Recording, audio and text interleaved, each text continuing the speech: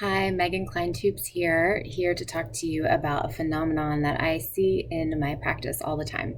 So much so that I've coined this group of people anxious empaths. So if you think this might be you, listen to this video to get some tips on how to manage living as an empath struggling with anxiety.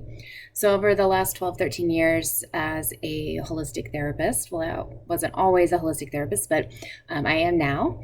I've noticed trends in my clients who come in who struggle with anxiety, and so much so that I have coined this group of wonderful, amazing people, anxious empaths. As an anxiety specialist, I tend to get a lot of people who are highly empathic into my office. And also, as an empath, I can understand this dynamic. So, I want to, first of all, describe the phenomenon that I have found as very prevalent in people who are highly sensitive, who struggle with anxiety. Almost everybody who comes into my office struggling with chronic anxiety are highly sensitive people. So what does this mean? A highly sensitive person or a highly empathic person, usually these go together, feel other people very deeply. You might walk into a room and know what the other person is thinking or feeling. You feel the energy of a room. You can tell if people were fighting. You can pick up very minute details in other people, and you will oftentimes, without kind of understanding this as a gift and learning how to hone it, will internalize someone else's negative moods, or you will try to make them happier, even at the expense of yourself. And so usually this dynamic is something that is learned in childhood. Not always, but very often highly sensitive kids will pick up on their parents' moods, on the dynamics in their household, and will alter their behavior or their experience in order to make other people happy. And so they kind of learn that this is very highly socially acceptable. You learn how to take care of people from a young age. But often, when you do not take care of yourself, it can manifest as anxiety. Additionally, anxious empaths pick up energetic information from other people and don't quite understand what is their stuff and what is the other person's stuff. So the boundaries become blurred. The energetic boundaries become blurred. And when we can't differentiate and take care of ourselves in that way, it can very often manifest as anxiety and depression. And so what I do with my clients is I don't look at anxiety as pathological. I see it as kind of a messenger of the body, and what is the body trying to tell us and teach us. And very often our anxiety is asking us to create more boundaries with other people and to improve our own self-care.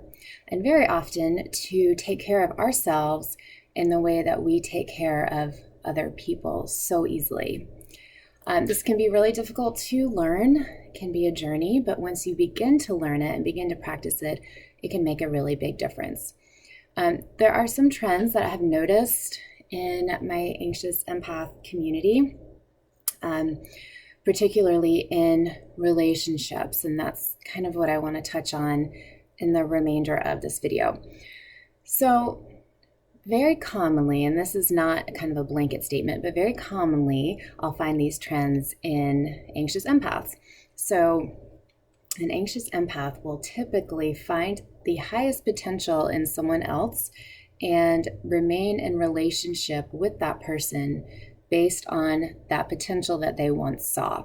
So even if the current reality is not matching the person's potential, the anxious empath will stay with that person, even if the dynamic is not healthy, because they do see the highest potential in someone else. And it is one of your gifts. If you're an anxious empath, you often see the best parts of other people, and you want to help them to achieve that and to live up to their truest potential. But it is important to understand that that is not your job.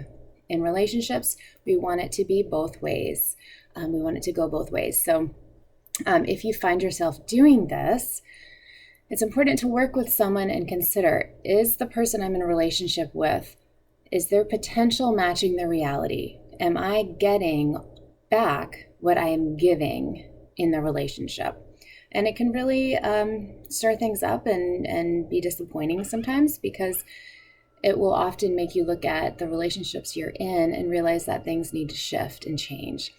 And once you begin to realize this dynamic, you can ask your partner or your friend for your needs to be met. And sometimes they'll step up to the plate, understand where you're coming from, understand the dynamic of you being a highly sensitive empath, and make some changes. And so the relationship can grow and change in that way. So that is one great potential for growth. As you grow, you will notice that your relationships grow and change as well. And often you are requiring or asking more from your partner as you begin to heal from anxiety and understand your gifts as an empath and a highly sensitive person. The second trend that I often see in anxious empaths is deflecting. So what is deflecting? Deflecting might look like someone asking you how your day is, and you respond quickly, oh, it's fine, but how is yours? And tell me more about your mother, and tell me more about your brother, and you remember these details about the other person. And you deflect the attention off of yourself onto the other person. And this comes from a loving, caring place, but it also comes from a wounded place, because it often indicates that there were significant times in your life that you did not get your emotional needs met, but you learned quickly to meet the needs of others. And often we give others what we're truly seeking in ourselves. So if you are a chronic deflector, I encourage you to think about the ways and relationships in which you do this, and to practice talking about yourself. And it might sound silly or simple, but if somebody asks you a question, to actually take the time to answer it so that you can practice giving and receiving in relationships. The more you learn to give to yourself in relationships and to have more of a back and forth, the more you will be able to be in equal relationships, learn how to manage your anxiety in different ways, and also hone into your intuitive, empathic, and sensitive gifts, because they are gifts.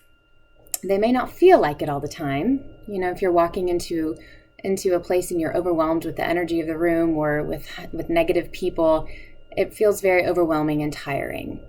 But if you begin to learn how to take care of yourself in new ways, understand that your sensitivity is a gift, then things will begin to shift for you. So because there are so many people who I work with who are anxious empaths, I hope to do more of these videos to give you quick tips on managing, or saying the word managing, your anxiety, especially if you are a highly sensitive person, highly empathic, and learn to hone into your gifts in new and deeper ways. Thanks for watching. See you next time.